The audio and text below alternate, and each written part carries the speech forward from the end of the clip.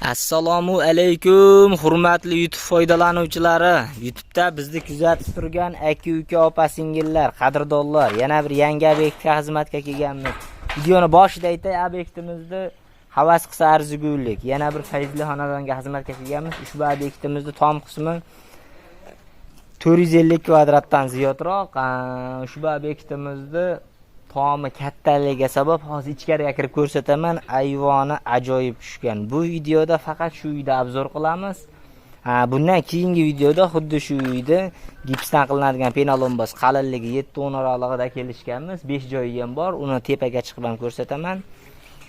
Bu videoni faqat uyda obzor qilamiz. Qadrdonlar, ko'chadan ko'rinishi xuddi shu ko'rinishda. Ikkita xonasi bor ko'cha tarafda. Undan keyin darvozaxonada shunaqa o'stirma chiqarilgan. Keyin keng darvozaxona. Proyektini bitta ko'ringlar, proyekt yoqib qoladi.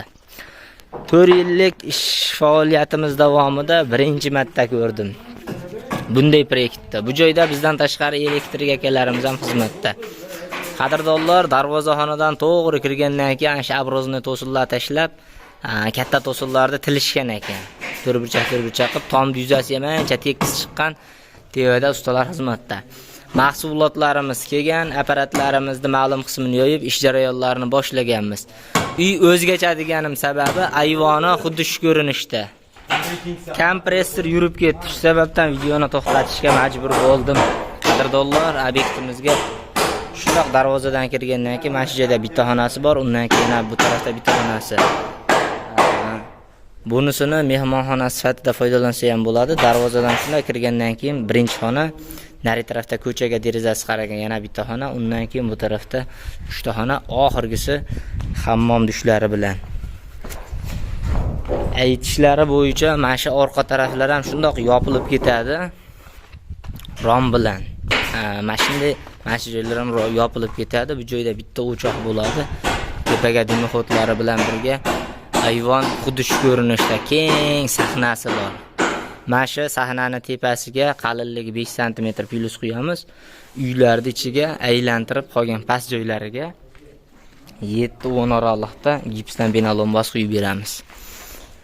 Obyektimizda bu tarafda ham bitta xonasi bor. Bu joyda holi bor. Ochiq ayvon, so'ri shunaqa. Mana shu joyga so'rilarni qo'yib, Hoji buvomda aytishlari bo'yicha qadrdonlar, darvozaxona ham yopiladi. Qorong'i bo'lib qolmaydimi unda deydigan bo'lsalaring, bu tarafda ikkita derazasi bor. Mana shu tarafda ikkita derazasi bor. Keyin darvozasi ham yopilganda eng tepasida ozgina ochiq joyi qoladi. Qo'lim tepasida. Mana shu joytiga Lexan, oq nur o'tkazadigan shunaqa Lexan oynaga o'xshagan sinmaydigan oynalar bor. Ashundan qo'yillar ekan. Obyektimiz xuddi shu ko'rinishda.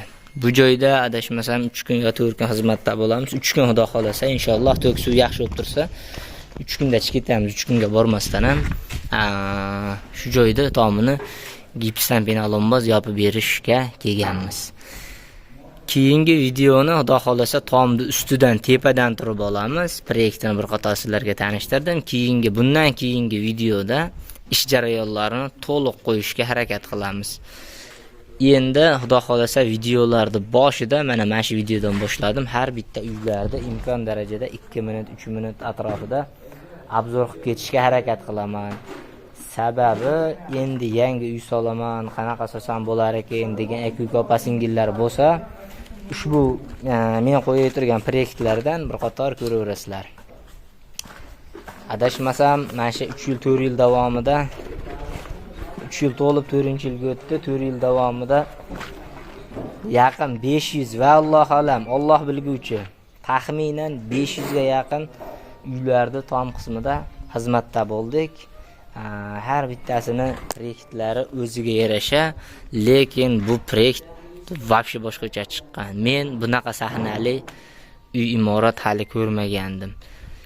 Bunday hisob-kitob qiladigan bo'lsa, bu tarafga alohida, misol uchun bu tarafga yo bo'lmasa bu tarafga alohida neves qilinadigan, neves rasxotiga ustun ketadi, starapila ketadi, reyka ketadi, shipr ketadi.